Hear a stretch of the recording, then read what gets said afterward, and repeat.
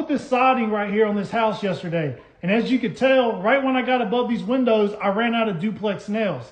And I went and knocked on the door and I explained to the homeowner, I said, look, I ran out of nails, so I'm gonna have to come back tomorrow and finish this siding. And she said, absolutely not, that they were trying to get their house listed and put on the market. And she was having a realtor come over the next morning to take pictures of the house. And I said, okay, well, I do have some liquid nail in the back of my truck. I told her that I could glue the rest of the siding up on the house.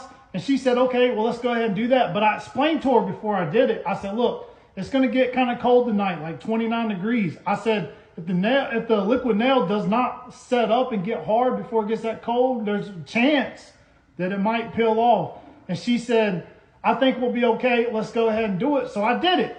And she agreed to it. And she wrote me the check and I went home. And sure enough, the next morning, the realtor came over and she starts sending me these pictures right here saying, you need to come fix this. This is your responsibility. And I said, no, ma'am. I explained to you the potential risk of what could happen if it got too cold. You accepted it, so I did it. She was like, well, you better not cash that check that I wrote you. I said, ma'am, there's a thing now called mobile deposit. If you didn't know, that check was already in my bank account before I even pulled away from your house in my truck. I'd come back out there and fix it, but I was going to have a $5,000 minimum to come back out there to bring my ladders and everything to get set up and put them duplex nails in there to get it right.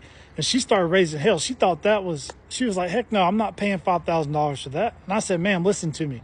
All you have to do is pay me the $5,000. And whenever you list your house, I said, mark it up $10,000. And then when your house sells, you're getting that $5,000 back and another $5,000 on top of that. And she's like, dang, that's pretty smart. I never thought about that. I said, you know what?